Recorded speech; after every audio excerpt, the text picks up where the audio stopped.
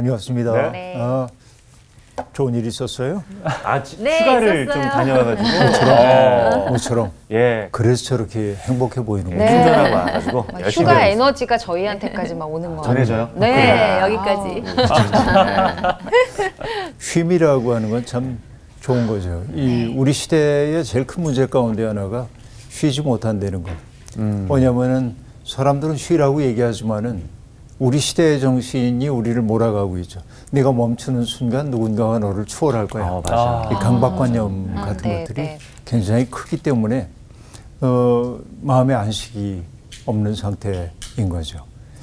요 휴자를 보면 그 사람 이변에 나무 목자가 있거든요. 나무에 이렇게 기대고 있는 모양인지 모르겠는데 이게 이제 휴식인데 어떤 일을 하지 않는 것도 휴식이지만은 사실은 내 마음이 쉬어야 쉬는 건데 그렇죠. 그래서 마음이 쉬질 못하기 때문에 소파에 누워가지고 잘 쉬고 뭐 침대에서 뒹굴거린 것 같은데 안 편해 몸과 마음이. 왜? 마음이 쉬질 못했기 때문에. 그래서 가장 깊은 쉼을 우린 뭐라고 하냐면 하나님 안에서 깊은 기도에 들어갈 때 깊은 쉼이 느껴져요. 정말 몸과 마음이 편안해지는 경험을 하는데 나중에 우리 한번 해봅시다. 네. 좋습니다. 네, 이런 거 정말 중요한 경험 같은데요. 오늘은 공부하는 시간이니까 예레미야 10장 네. 12절부터 오늘 11장 17절까지인데 본문이 조금 길어요. 오늘 수업 예레미야 19강 예레미야의 기도. 정훈 학생이 먼저 읽어주세요. 네. 네. 여호와께서 그의 권능으로 땅을 지으셨고 그의 지혜로 세계를 세우셨고 그의 명철로 하늘을 펴셨으며 그가 목소리를 내신즉 하늘에 많은 물이 생기나니 그는 땅 끝에서 구름이 오르게 하시며 비를 위하여 번개치게 하시며 그 곳간에서 바람을 내시거늘 사람마다 어리석고 무식하도다 은장이마다 자기의 조각한 신상으로 말미암아 수치를 당하나니 이는 그가 부어 만든 우상은 거짓 것이요 그 속에 생기가 없음이라 그것들은 헛것이요 망령되에 만든 것인즉 징벌할 때에 멸망할 것이나 야곱의 분깃은 이같지 아니하시니 그는 만물의 조성자요 이스라엘은 그의 기업의 지파라 그 이름은 만군의 여호와시니라. 네, 우리가 보면요, 하나님이 이제 세상의 창조자라고 고백을 하잖아요. 이 고백이 지금 뜬금없이 등장을 하고 있는데 왜 등장을 하고 있냐면 우상을 만들어 세우는 사람들의 어리석음과 하나님을 대조하기 위해서 지금 얘기를 하고 있는 건데 오늘 본문은 바로 그런 얘기입니다. 우상 숭배자들의 어리석음이 앞에서 언급됐거든요. 네. 뒤에서 또 언급될 예정입니다. 이 둘을 명확하게 대조하기 위해서 창조주 하나님에 대한 이야기를 하고 있는데 하나님의 창조 행위를 몇 가지 언어 속에 담아가지고 인상 깊게 전달하고 있는데 뭐라고 말하냐면 창조하는 분은 여호와이십니다. 그리고 그분이 권능 있는 분이라고 얘기를 하고 있는데 그 다음에 땅을 지으셨다. 그의 지혜로 세계를 세우셨다. 그의 명철로 하늘을 펴셨으며 자 여기 보면은 짓다, 세우다, 펴다 라고 하는 세 가지의 동사가 나타나고 있습니다. 하나님의 창조 행위를 얘기하기 위해 사용하고 있는 것이죠.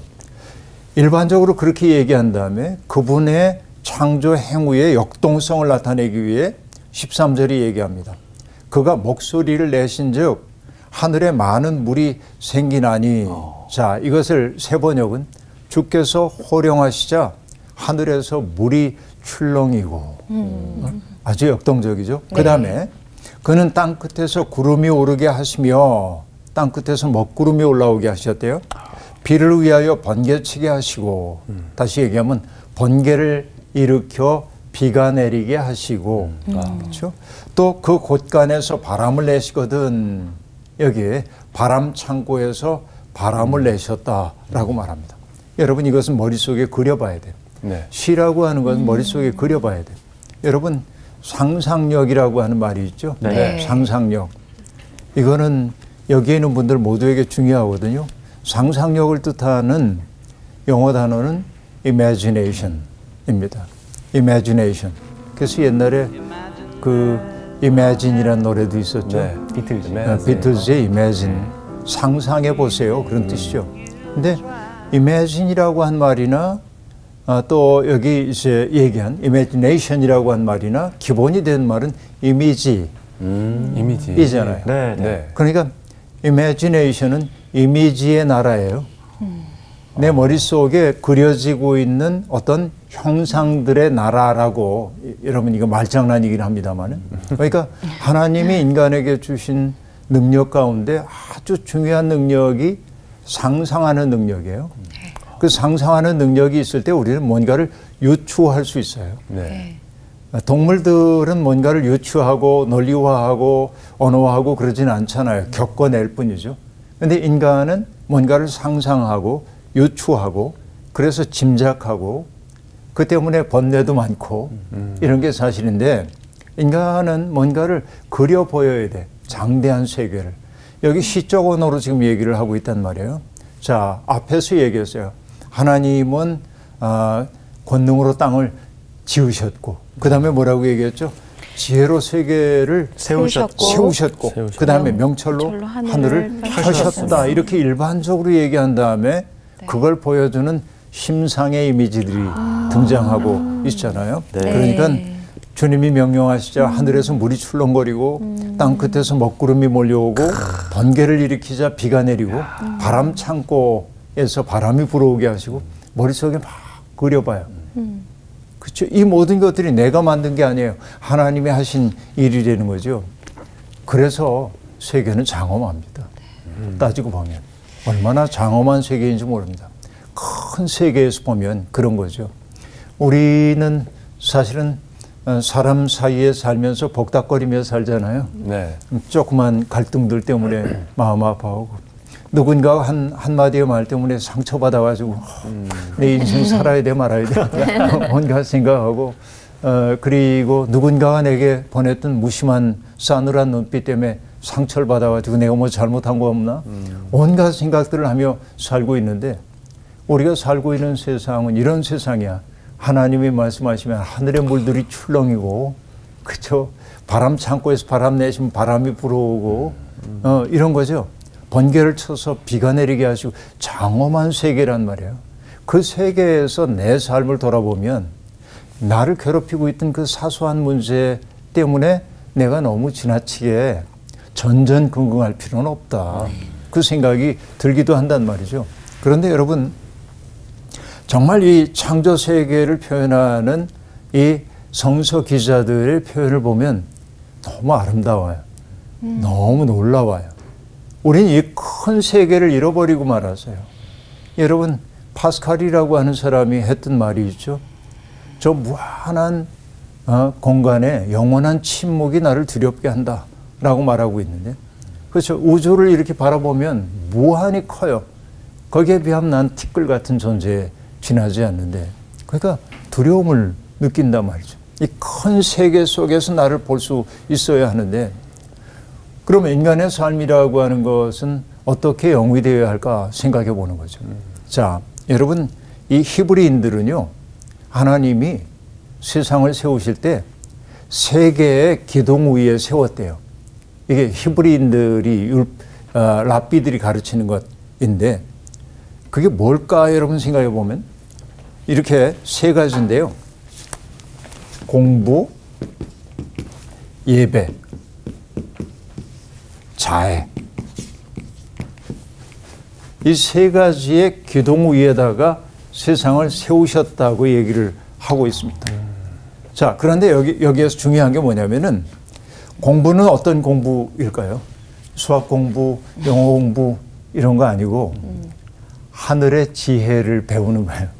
이건 여호와를 경외함이 지식의 근본이라고 지혜자들이 가르치죠. 네. 그러니까 내가 어떤 그 공부를 한다고 하는 것은 영어 단어 외우는 그 공부만이 아니라 하나님의 지혜를 알아차리기 위한 일체 행위가 공부예요. 인간이 인간 되기 위해서는 공부를 해야 돼. 그러니까 제도로서의 학교에 들어가서 교육을 받지 못한다 할지라도 내게 주어져 있는 삶의 자리에서 하나님이 내게 주시는 지혜가 뭘까를 늘 여쭈며 사는 게 진짜 공부예요. 그러니까 공부는 학교 졸업하고 나오면서 빠이빠이 하고 끝나는 게 아니고 너무 지긋지긋해가지고. 죽을 때까지 공부를 해야 돼요. 하나님의 지혜를 배우는 것이죠. 그런데 예배는 뭐냐면 예배를 드린다고 하는 것은 예배의 대상이 창조주라고 하는 거. 창조주라고 하는 것은 세상 모든 만물의 조성자라고 하는 뜻이고, 그렇죠. 우리는 뭐냐, 세상을 창조하신 그 놀라우신 하나님의 세계 속에 초대를 받은 존재예요. 초대받은 존재로서의 삶은 어떠해야 합니까? 초대한 분을 그 마음을 따라야잖아요. 네. 내가 어떤 집에 초대받아갔는데 내 마음대로 냉장고도 열어보고 정말 민폐. 벽장도 열어보고 이러면 안 되잖아요. 벽장까지. 생각만 해도 끔찍합니다. 네. 끔찍하죠.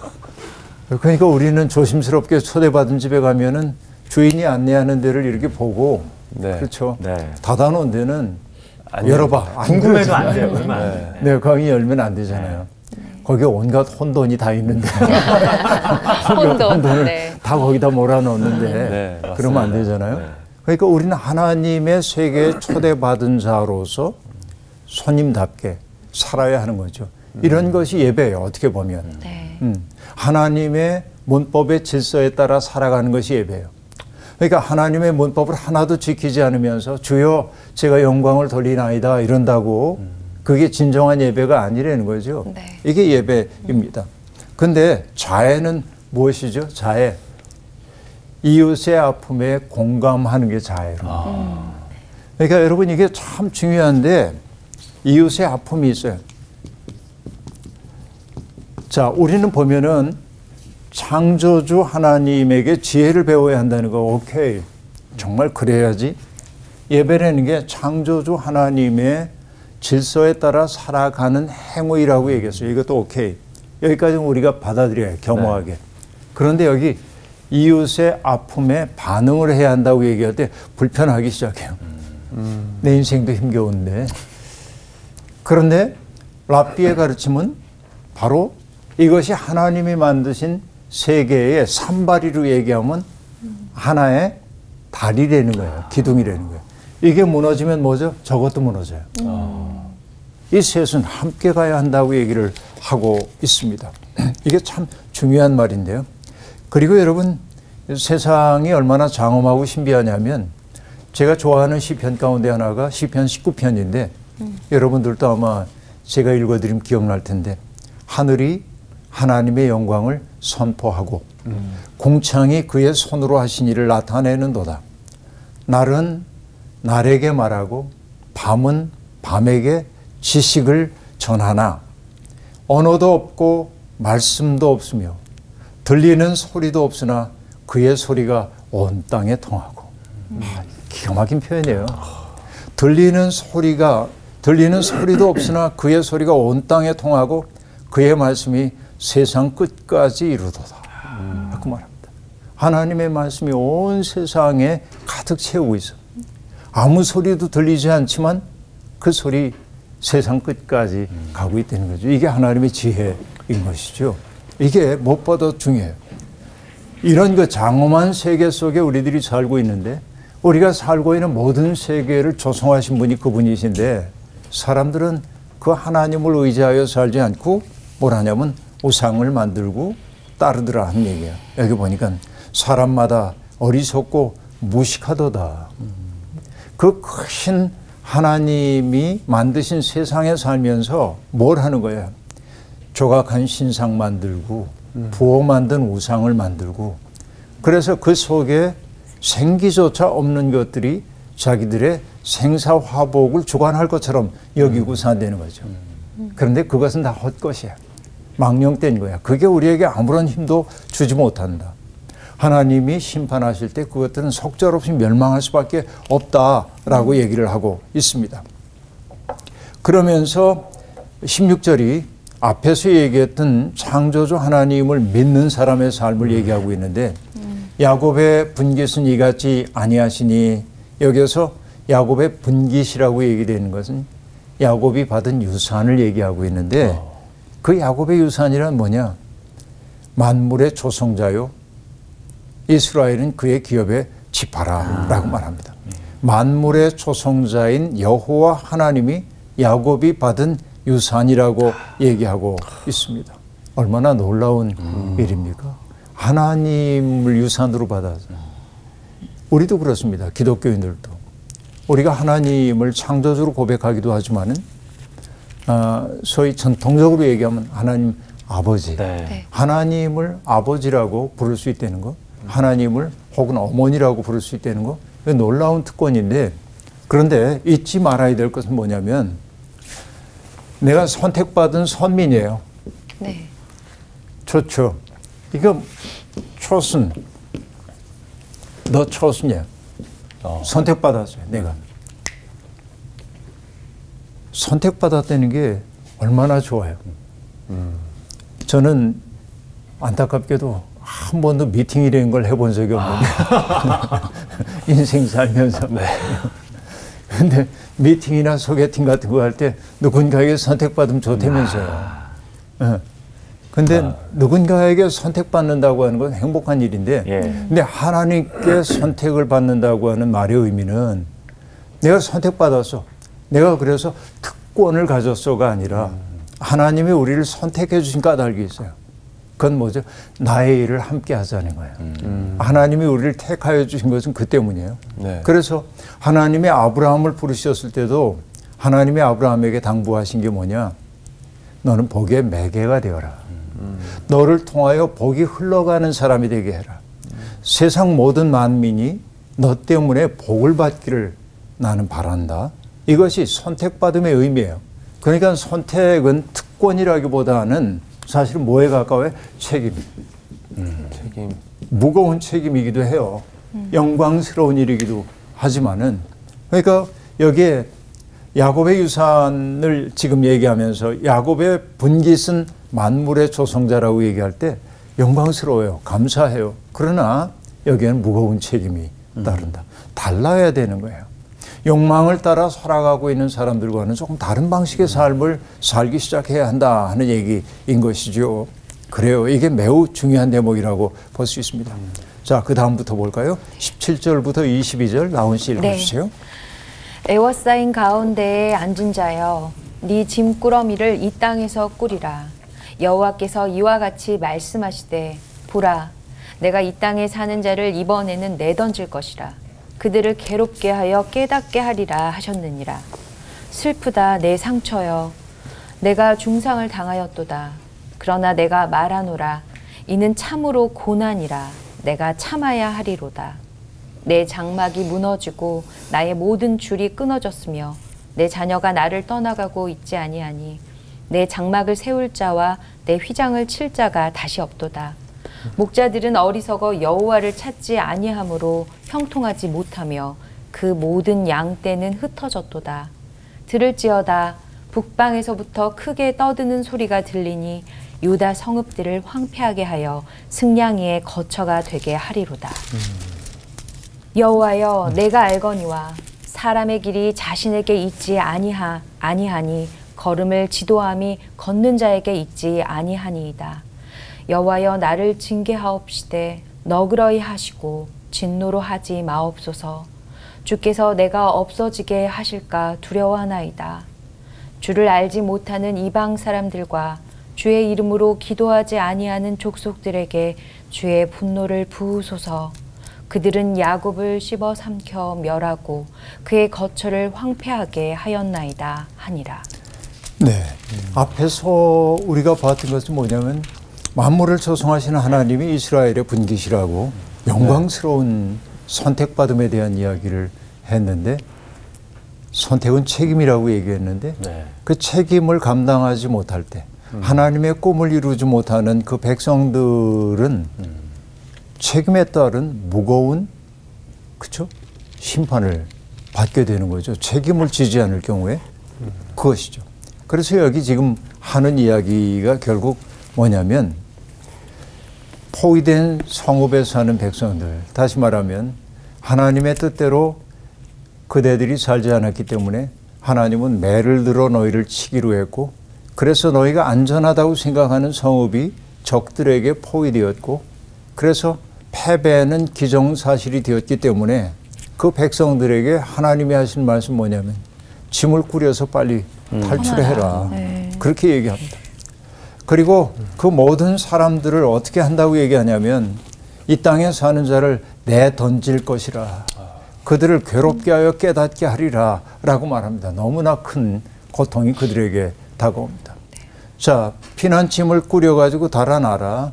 달아나지 않는다고 할지라도 내가 너희를 내던져 버릴 거다. 그리고 그들에게 괴로움을 줄 거다 라고 얘기합니다. 네. 내던져진다고 하는 것처럼 고통스러운 경험이 있을까요? 그렇죠? 네. 사람이 가장 행복할 때가 언제냐면 연결되어 있다고 느낄 때입니다. 누군가와의 연결이 든든할 때 내가 행복감을 느끼기 시작합니다. 그런데 내 생에 위기가 찾아올 때 내가 느끼는 것은 외로움인데 왜? 나의 위기를 바라보면서 사람들이 나를 깊이 하기 시작하는 거죠. 그러면서 연결되어 있던 끈이 끊어졌어요. 여기도 끊어져요. 그럼 아슬아슬한 줄만 남아 있는 거예요. 그러니까 여기에 매달릴 수밖에 없는데 내가 지나치게 이 끈을 매달리다 보면 이것도 끊어질 수가 있는 거죠. 이 끈조차도. 그래서 여러분 우리가 잘 산다고 하는 것은 다양한 연결 속에서 살아가는 것을 의미해요. 여러분 사회복지사인 우리 교회의 교인이 하는 얘기를 들으면서 사회복지의 중심 개념은 연결입니다라고 하는 얘기를 이제 했는데 왜냐하면 노숙 생활을 하고 있는 분들이 보면은 뭐 정말 집이 없어서 나온 분들도 있고 또 정말 어려운 분들도 있지만은 그들의 가장 큰 문제는 뭐냐? 이 연결이 다 끊어졌어요. 이 연결이 나를 사람답게 만들어. 인간이란 말이 사람과 사람 사이니까 내가 그 속에 관계 속에 있을 때 내가 지켜야 할 룰 같은 것들이 있잖아요. 나의 정체성 지켜야 하잖아요. 근데 이게 다 끊어졌어. 나를 바라보는 시선이 없어요. 그때 뭐예요? 그냥 나를 내버려두기가 쉬운 거죠. 연결이 끊어지면 사람은 사람답게 살기가 어려운데 여기 내던져질 거라고 지금 얘기를 하고 있는 겁니다. 그러니까 다 뿔뿔이 흩어지는 그 고통스러운 상황을 지금 얘기를 하고 있고 결국 그런 고통을 통하여 비로소 알게 되는 게 뭐냐면 우리가 죄를 지었구나. 내가 겪고 있는 이 고통의 현실이라고 하는 것은 내가 저질렀던 죄에 대한 징계로구나 하는 것을 비로소 깨닫게 될 거라는 거예요. 여러분 인간은요 오매해요. 매맞지 않고 깨닫는 사람 최고입니다. 근데 매맞고 나서 깨닫는 것도 그냥 그런 대로 괜찮아요. 제일 문제는 매맞고도 깨닫지 못하는 거. 내가 왜 맞아야 돼? 내가 왜 이런 취급을 받아야 돼? 이게 이제 인간의 우매함이라고 얘기할 수 있을 텐데요. 근데 어쨌든 그래서 통곡을 하는 거예요. 슬프다 내 상처요. 내가 중상을 당하였도다. 그러나 내가 말하노라. 이는 참으로 고난이라. 내가 참아야 하리라 하고 말하는데 여러분 이게 뭐냐면 견디기 어려운 사실이 그들에게 다가올 거예요. 그러나 문제는 뭐예요? 견디기 어렵다고 그냥 인생 포기해요? 그럴 수 없잖아요. 참아야 하잖아요. 네. 여러분 때때로 삶이라는 것은 견딤입니다. 견뎌야 할 때도 있어요. 여러분 제 신학교 때 선생님이 미국 가서 사는 분 계신데 어느 날 나와가지고선 저하고 얘기를 하는데 헤어질 때 나 어렵다는 얘기 아무 말도 안 했는데 내 손을 딱 잡고 김 목사 잘 견뎌. 생뚱맞게. 생뚱맞게. 그래서 근데 견디라고 얘기하니까 그 말이 뭔가 좀 뭉클한 게 있더라고요. 왜냐하면 견뎌야 할 부분들이 인생에 많이 있잖아요. 네. 감당해야 할 부분들이 많이 있는 거죠. 여러분 견디기 위해서는 자기 속에서 자꾸 희망을 만들어낼 수 있어야 합니다. 서울대학교 종교학과에서 가르치셨던 정진홍 교수님이 전쟁이 끝나고 난 다음에 서울 생활에 대한 이야기를 하면서 청계천변 지금은 정비가 됐지만 옛날에 청계천변에 그냥 뭐 아주 형편없는 가건물들 지어놓고 사람들이 살았거든요. 너무 힘들죠. 밑에 냄새나는 물들이 흘러가고 언제 불이 날는지 알 수가 없고 뭐 삐걱삐걱하고 이런 곳이죠. 그런데 거기에 정말 뭔가 수리하고 옷도 수리하고 이런 분들이 있어서 찾아가는 거죠. 늘 컴컴하고 조명도 잘 되지 않은 그곳에서 일하는데 무슨 희망이 있어요.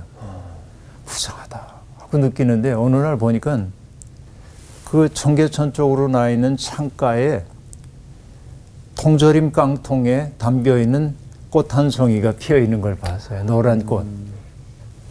그분은 그렇게 열악한 환경 속에 살면서도 꽃 한 송이를 피워내는 거죠. 이게 아무것도 아닌 것처럼 보이지만 이게 그 절망스러운 상황을 이겨내기 위한 견딤의 길이기도 한 거죠.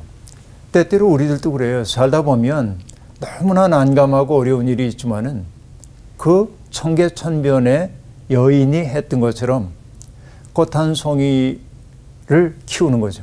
아름다움을 생각할 때 내 삶이 견뎌지기도 하더라라고 하는 얘기인데, 그러니까 여기 지금 휘장도 무너지고 장막도 무너지고 뭐 다 모든 게 다 무너지는 이 상황 속에서 우리가 할 수 있는 일이라는 건 뭐냐? 아무것도 없어요. 다만 견디고 참아낼 수밖에 없다는 겁니다.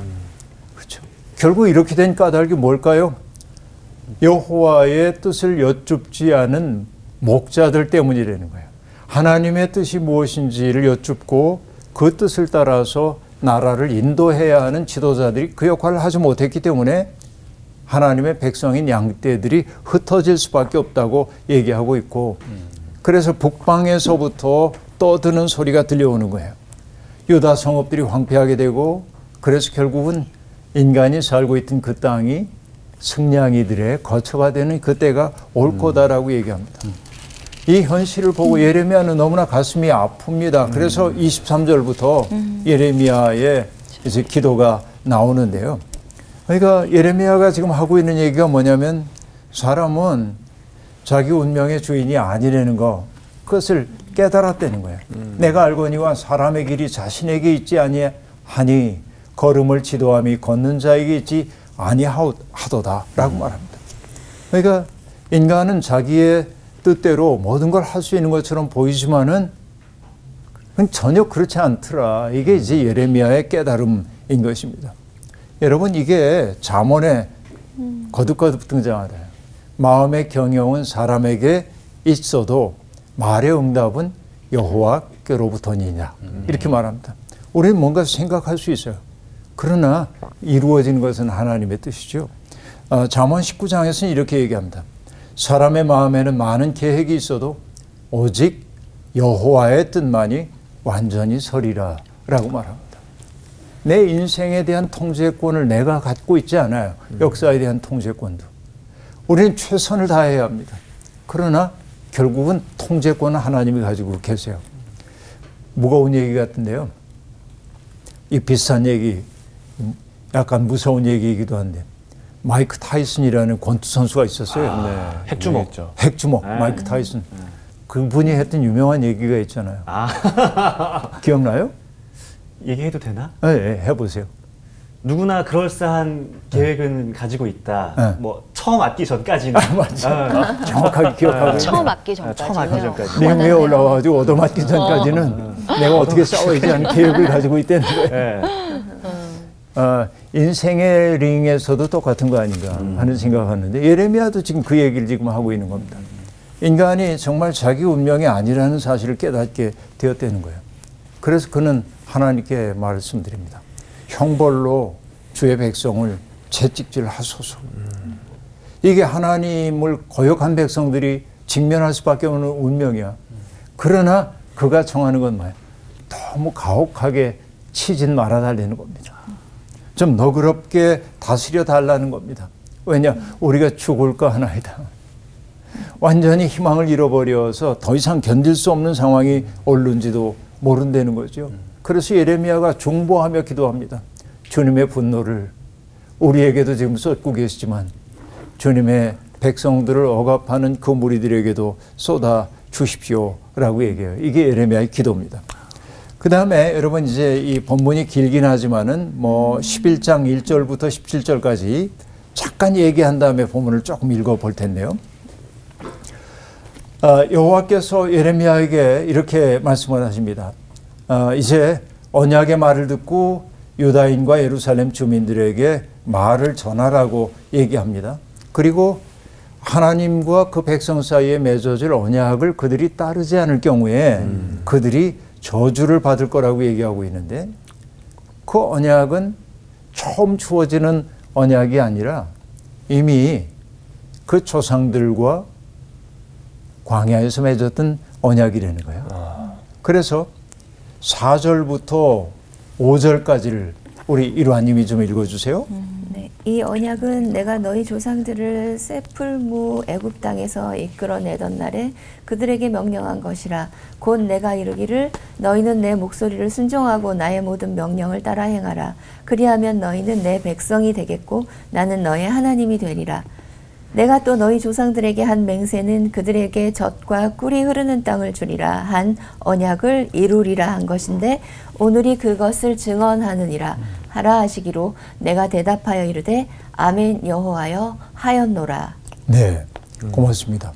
여기 보면 하나님이 그 백성을 징계하기도 하지만은 아주 버리지는 않으시거든요. 네. 그래서 그 백성과 더불어 언약을 새롭게 맺게 되는데, 그 언약은 이전에 쇠풀무 같았던 애굽 땅에서 나올 때 하나님과 맺어진 언약인데 조건이 하나 있어요. 주님의 명령을 순종하고 그 명령을 따라 행하면, 그리고 유명한 구절이 등장하죠. 네. 너희는 내 백성이 되고 나는 너희의 하나님이 되리라 라고 말합니다. 여러분, 이것이 놀라운 얘기입니다. 무한하신 분이 유한한 존재와 운명을 엮고 있다고 하는 거예요. 이게 언약의 본질입니다. 그렇죠. 예. 그래서 어떤 사람은 이렇게 설명하기도 합니다. 형사가 먼 곳에서 범인을 잡았어요. 근데 이 사람을 데리고 가야 하는데 교통수단도 마땅치가 않고 먼 길 걸어가야 하는데 언제든 도망갈 수 있잖아요. 네. 그래서 뭐 하죠? 수갑 자기 손에 하나 채우고 이렇게 채우고 같이 수갑을 차는 거야. 이게 언약이에요. 그 전능하신 하나님이, 정말 그 위대하신 하나님이 인간과 더불어서 언약을 맺으신 거예요. 당신의 자유를 제한하고 있다는 겁니다. 그래서 그것이 말할 수 없는 하나님의 사랑인데 결국 그 약속이 지켜지게 될 때 너희에게 젖과 꿀이 흐르는 땅을 주리라 라고 얘기를 하고 있습니다. 제가 여러 차례 말씀을 드리지만은 유대인의 정체성의 뿌리는 어디에 있냐면, 첫째는 출애굽 사건이죠. 출애굽 경험입니다. 애굽 땅 쇠풀무 같은 곳에서 우리가 고통받고 있었을 때 하나님이 우리를 어떻게 구원해 주셨는지에 대한 기억. 이 기억을 늘 현재화해야 돼요. 이 기억을. 그런데 정체성의 뿌리가 출애굽에 대한 기억 과거에 있기도 하지만 그들의 정체성은 형성되어야 하는 정체성이에요. 그건 뭐냐? 하나님의 백성으로 살아가는 것이고, 그것이 뭐였죠? 목표가 너희는 거룩한 나라, 거룩한 백성, 제사장 나라. 다시 얘기하면 세상에서 인간이 어떻게 사는 게 가장 아름다운지를 보여줘야 하고, 그리고 그렇게 살지 못하는 이들을 하나님의 은총의 세계 속으로 인도하는 역할을 하는 것이 너희의 정체성이다 라는 얘기입니다. 그 언약을 다시 맺자라고 하는 거예요. 지금은 너희들이 완전히 망가져버리고 말았지만, 그러나 출애굽의 시간부터 지금까지 계속 경계하였지만은 그 백성들은 순종하지 않았고 악한 마음에 완악한 대로 행했고, 그 때문에 언약대로 벌을 내리셨다고 얘기하고 있는 것이지요. 그런데 유다와 예루살렘 주민들은 주님을 대적하여 음모를 꾸몄다고 얘기합니다. 그 부끄러웠던 과거를 계속 반복하는 거예요. 그래서 하나님은 이제 할 수 없이 그들에게 벌을 내리신다고 얘기하고 있습니다. 자, 13절부터 볼까요? 17절까지 공유 씨. 네. 유다야, 내 신들이 내 성읍의 수와 같도다. 너희가 예루살렘 거리의 수대로 그 수치스러운 물건의 제단 곧 바알에게 분향하는 제단을 쌓았도다. 그러므로 너는 이 백성을 위하여 기도하지 말라. 그들을 위하여 부르짖거나 구하지 말라. 그들이 그 고난으로 말미암아 내게 부르짖을 때에 내가 그들에게서 듣지 아니하리라. 나의 사랑하는 자가 많은 악한 음모를 꾸미더니 나의 집에서 무엇을 하려느냐? 거룩한 제물 고기로 네 재난을 피할 수 있겠느냐? 그때 네가 기뻐하겠느냐? 여호와께서는 그의 이름을 일컬어 좋은 열매 맺는 아름다운 푸른 감람나무라 하였으나 큰 소동 중에 그 위에 불을 피웠고 그 가지는 꺾였도다. 바알에게 분향함으로 나의 노여움을 일으킨 이스라엘 집과 유다 집의 악으로 말미암아 그를 심은 만군의 여호와께서 그에게 재앙을 선언하셨느니라. 네, 재앙 선언 이야기가 등장하는데 네. 반복되는 이야기이기 때문에 더 얘기하지 않아도 괜찮은데 이 대목이 가슴이 아픕니다. 유다야, 내 신들이 내 성읍의 수와 같도다. 그러니까 정말 그 우상을 숭배하는 일이 그 땅에 가득 차 있다고 하는 사실을 이렇게 아프게 지적을 하고 있습니다. 그러고 나서 나오는 더 아픈 얘기가 14절에 나오는 얘기죠. 예레미야에게 백성들을 위한 중보 기도를 드리지 말라는 겁니다. 이 백성을 용서해달라고 보살펴달라고 호소하지도 말고 간구하지도 말라는 거예요. 이게 예언자에게 입담으로 지금은 징계의 시간이야 그런 얘기 아닙니까?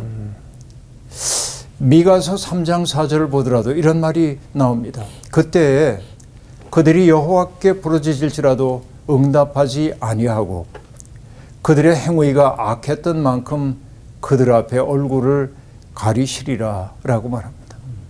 여러분, 참회하지 않고 자기들의 삶을 돌이키지 않은 상태에서 하나님께 부르짖어도 하나님은 응답하지 않겠다고 확고하게 얘기하고 계신 겁니다. 성전에 들어와 가지고 살찐 짐승을 희생 제물로 바친다고 해서 재난을 면할 수도 없고 구원의 기쁨을 누릴 수도 없다라고 얘기합니다. 유다는 한때는 좋은 열매를 맺는 푸른 감람나무라고 불리웠지만은 이제는 그 가지들이 꺾이고 불에 살라질 수밖에 없다라고 말합니다. 이 모든 재앙이 무엇이에요? 하나님을 버리고 우상을 따라간 죄 때문이라고 얘기합니다. 자, 그럼 거슬러 올라가서 여기에 얘기했던 대로 보자고 한다면 세 가지 토대 위에 세상이 세워졌다고 유대인들은 가르쳤었죠. 네. 네. 복습 삼아 얘기합니다. 공부는 뭘 공부하는 거였죠? 하나님을 아는 하나님의 지혜를 알아차려야 하는 것이죠. 하나님의 지혜를 알아차리는 것인데 이게 히브리의 지혜자의 말로 얘기하자면 여호와를 경외하는 것이 지식의 근본이라고 얘기합니다. 경외. 경외 속에는 뭐가 담겨 있죠? 왜라고 하는 게 있잖아요. 두려움이에요. 두려움. 그래서 하나님이 두려운 거예요. 벌 줄까 봐 두렵다는 얘기가 아니고 나와 다르다는 것 때문에 두려운 것입니다. 누가복음 5장에 보면은 베드로가 물고기 이적을 경험을 해요. 네. 주님 때문에. 그리고 그가 무트로 올라와가지고 주님 앞에 무릎을 꿇습니다. 그리고 뭐라고 말하냐면 주님 나를 떠나소서. 나를 떠나달라고 얘기합니다. 이건 뭐냐면 만나고 싶지 않아요. 그런 얘기가 아니고 그의 존재 그 자체가 나의 어둠을 드러내는 존재이기 때문에 거룩 앞에 선 사람들의 모습이 그렇죠. 이 경외라고 하는 겁니다. 그러니까 경외심을 잃어버린 사람들이 세상을 가득 채우게 될 때 욕망이 삶을 이끌고 가도록 되어 있는 것이죠. 근데 여기에 예배라고 하는 것은 뭐였죠? 어떤 것이 예배죠? 진정한 예배는 창조주 하나님이 만들어 놓은 질서 속에서 살아감이 예배라고 얘기했어요. 네. 그런데 오늘 본문에서의 백성들은 그렇게 살지 못했죠. 네. 그 질서를 어겼어요. 뭐 때문에 그랬습니까? 결국은 자기의 욕망을 충족시키기 네, 죄 위해서. 때문에. 그러자 여기에서 자애라고 하는 게 사라졌어. 자애는 아까 얘기한 대로 뭐예요? 이웃의 아픔을, 이웃들의 네. 아픔에 공감하고 그 문제를 풀어주기 위한 것이라고 얘기했는데 오히려 그 하나님의 백성이라고 하는 존재들이 이웃의 아픔을 덜어 주기는커녕 이웃을 아프게 했어요. 이웃을 고통스럽게 만들었어요. 그러자 하나님이 그 다음에 하는 게 뭐예요? 징계하셨다라고 말합니다. 오늘 우리의 삶을 돌아볼 필요가 있습니다. 우리들도 똑같은 상황 속에 있는 것처럼 보이기 때문에 그렇습니다. 다시 한번 공부와 예배와 자애의 토대 위에 세상을 세우신 하나님의 마음을 알아차리고 살 수 있으면 좋겠습니다. 오늘 수업 마칠게요. 고맙습니다. 감사합니다. 계속 지금 그 이스라엘에 대한 심판을 얘기하시잖아요. 네. 근데 그 심판 안에 하나님 속마음은 사랑도 있단 말이죠. 그렇죠. 그 아까 목사님 선생님 말씀하신 것 중에 무한하신 하나님이 유한한 인간과 함께 연합하고 같이 가려고. 그러니까. 야, 그게 전 굉장히 오늘 좀 이렇게 와닿았거든요. 그만큼 나를 사랑하시는 하나님이신데 나는 그분께 얼마나 내 마음을 좀 드리고 있나.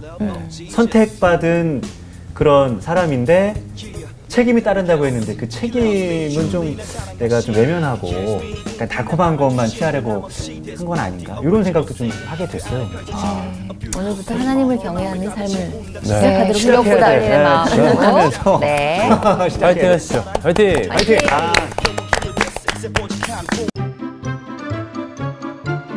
이번 주 퀴즈입니다.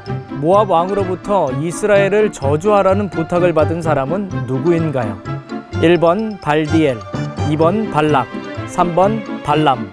정답을 아시는 분은 CBS 성사학당 홈페이지와 성사학당 카카오 채널을 이용하시면 됩니다. 선정되신 분들에게는 대한성서공회에서 발행한 성경 통독을 위한 최고의 자습서 성경 2.0, 성사학당 선생님들의 저서 중 하나를 드립니다.